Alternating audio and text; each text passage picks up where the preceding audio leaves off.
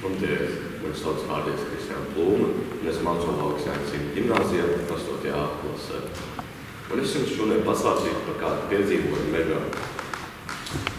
Laukā bija vasarīga ūdens diena, un vecāki man nolika faktu priekšā.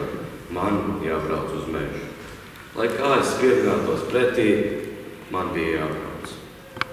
Diena izvērtās tīri interesanta. Sākumā mēs gājām garām Jaundaudzei, un pēkšņi bija drausmīgs troksnis. Zari lūst, nemiers, kājas mums trīc. Tas bija tikai Rubens, kas bija nopietns vairāk no mums, nekā mēs no viņa. Skaists ūdens starp citu. Vēlāk mēs gājām garām Zaķa kalnu, tā mēs viņu nosaucām, kur parasti ir Zaķa kungs, kurš ir liels un vienmēr uztraucies, ka pat stāv uz divām kājām, lai mūs ieraudzītu. Tad, kad saprot, ka mēs tuvojamies, tās lai ļeks vaļā. Skrien tā, kā visi zari lūst, brikši, brākši, brūkši. Tāds neviens ar vienu. Vēlāk, tad, kad es liecos, lai nogriezu gailenes, to tās apsargāja zelts. Man māma man saka, kurš, un lēnām vēl telefonā ārā no kabatas, lai nopildētu šo zelta naudas. Man šīs jau grib slīdēt projām. Mana māma šamējo paņem pievelku šurp un nobildē. Šīs jau atkal projām. Pievelku turpat, kur bija, nobildē dažus kadrus. Nodomāju, laidīsim viņu vaļā. Man jau likās žēl šī čūska, jo viņa nešaudīja savu mēlīti un nešņāca, tā kā to dara citas čūskas, kad mēs ar tām aprunājamies. Un kā jūs domājat, tas notika Latvijas vai Igaunijas mežā? Es pats nezinu, es esmu no Valkas, tā Valka, Valga, Latvija, Igaunija, gandrīz tas pats. To meža galīgi nevar atšķirt.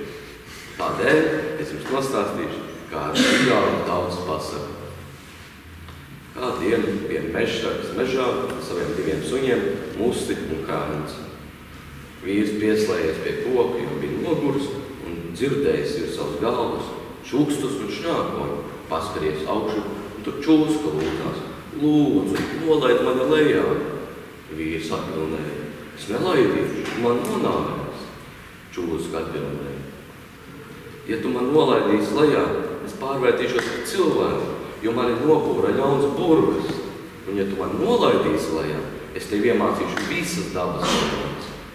Bet, ja tu kādam pateiksi, kā tu jums ieguvi, tu mirsi. Tā vīrs paņēma smaigsti, atslēdz pret koku un nolaida čūsku lejā. Tā pārvērtusies par cilvēku un acu mirklī pazudus. Vīrs piesēries pie tā paša koka, un bija noguris un dzirdējis, ka mūsu krāncam saka, tu paliec pie saimnieka, sargā viņu, es skriešu uz mājām sargāt māju no zagļiem. Vīrs saprat, ko saka suņi, un dzirdējis, ka priede eglei saka, nāc uz manām bērnēm, man drīz jāiet no šīs pasaules. Pie manām saknēm būs viens pods pilns ar zeltu un sudrabu, un tur, kur kritīs mana galotne, tur būs vēl viens pods pilns ar zeltu un sudrabu. Egle atbildēja, es nevaru, man ir ciemiņi. Tā pēkšņi bija skaļš krašķis un priede nokrita. Vīrs skrēja pie saknēm, sāca rušināties, un, protams, viens pods pilns ar zeltu un sudrabu, skrēja pie galotnes, sāca rakt. Un, protams, vēl viens pods pilns ar zeltu un sudrabu. Bagātnieks gatavs. Tā vīrs dzīvoja puisī un bijis dabūjis savu skaistu jaunu sieviņu. Viendien vīrs skaties ārā pa logu un redzējis virbuļus kaņepēs. Vecais virbulis galotnē un mazie pie saknēm. Vecais virbulis maziem saka, nāc ar galotnēm, tie ir graudi. Vīrs nosmējies. Sieva tam jautā, par ko tu smījies? Vīrs atbilda, neko. Tā sieva neatlaidīgi prašņa, tu pasaki taču, tu pasaki. Vīrs atbilda, tu gribi, lai es mirstu?